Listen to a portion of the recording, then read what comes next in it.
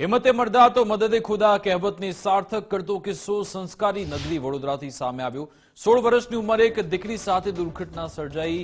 ઇનાલ કોર્ડની injury થયા બાદ હતાશ થવાને બદલે હિંમત દાખવી હેલ્થને સાચવવા સ્વિમિંગ શરૂ કરે છે અને આ તરવાનો તરવરાટ નેશનલ ચેમ્પિયનશિપમાં મેડલની વણઝાર કરી શહેર તેમજ રાજ્યનું નામ રોશન કરે છે। વડોદરાના પેરા સ્વિમર ગરિમા વ્યાસની વાત કરવી છે કે જે છેલ્લા 4 વર્ષથી સ્વિમિંગ કરે છે। ગરિમાનો આશય માત્ર હેલ્થ માટેનો હતો, પરંતુ પાણી તેને નાનપણથી ખૂબ ગમતું હોવાથી સ્વિમિંગ આવડતું હતું। ગરિમાએ ક્યારેય કોમ્પિટિશન વિશે વિચાર્યું નહોતું।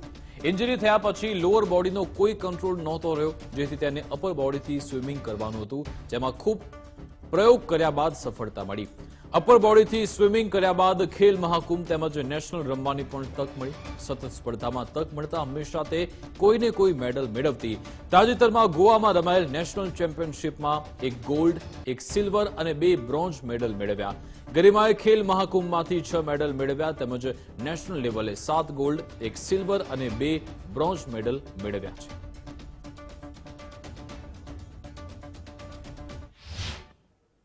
તો મુશ્કેલીની વાત કરીએ તો 2 લેવલ્સ પર થાય છે, એક મારા શરીરની અંદર અને એક ઇન્ફ્રાસ્ટ્રક્ચર રિલેટેડ।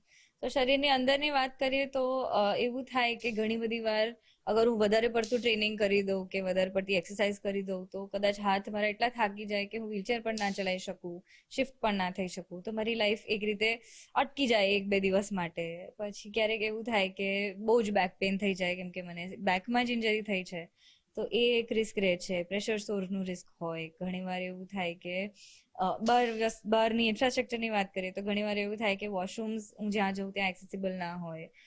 ટ્રેનિંગ કરવા જવું તો મને ચેન્જિંગ રૂમ બરાબર ના મળે। કોમ્પિટિશન્સમાં જવું તો ઘણીવાર હોટેલ કે રહેવાની કોઈ પણ બીજી જગ્યા હોય ત્યાં મને એક્સેસિબિલિટી ના મળે। તો વ્હીલચેર સાથે એકલું મેનેજ કરવું મને ઘણી બધી જગ્યાએ અઘરું પડે।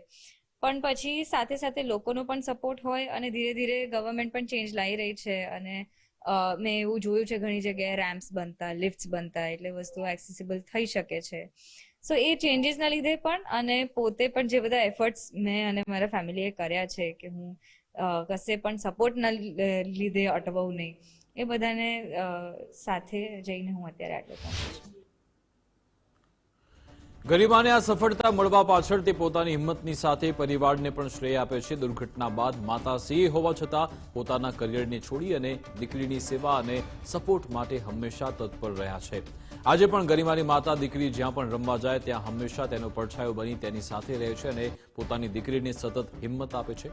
આજે પણ ગરિમા જ્યાં રમવા જાય ત્યાં માતા પડછાયો બની સાથે ઉભા રહે છે। ગરિમાની માતા દીકરી હજુ આગળ વધે અને વધારે મેડલ મેળવે તેવી આશા રાખી રહ્યા છે। ગરિમાની આગામી ઈચ્છા નેશનલ ચેમ્પિયનશિપ તેમજ પેરાલિમ્પિક રમવાની છે।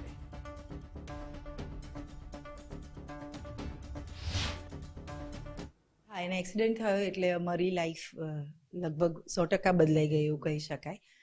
લકીલી એના ગોલ્સ નથી બદલાયા, એટલે એને જે પણ કરવા વિચાર્યું ભણતર એકેડેમિક્સમાં અથવા સ્પોર્ટ્સમાં એ કરી શકી રહી છે, એનો આનંદ છે।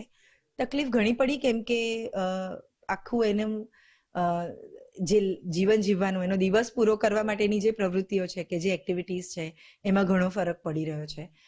એક્સેસિબિલિટીના ઇશ્યુઝ છે, એટલે એને બહાર નીકળવું હોય, કોઈ જગ્યાએ જવું હોય તો ઘણા બધા પ્રયત્નો કરવા પડે, ઘણી બધી ઇન્ક્વાયરીઝ કરવું પડે, બધું ચેક કરીને જવું પડે, એટલા રિસોર્સિસ રાખીને જવું પડે, એટલે અમારી જીવન જીવવાની રીત બદલાઈ ગઈ છે। જીવન નથી બદલાયું અને અમારા ગોલ્સ નથી બદલાયા, ના એના ના મારા પરિવારમાં બીજા કોઈના। અનહદ આનંદ છે, યસ, અનહદ આનંદ છે કે એ પરફોર્મ કરી રહી છે, એટલી પ્રેક્ટિસ કરી રહી છે અને એનું એને પરિણામ મળી રહ્યું છે અને આપ સૌનો સપોર્ટ છે એને।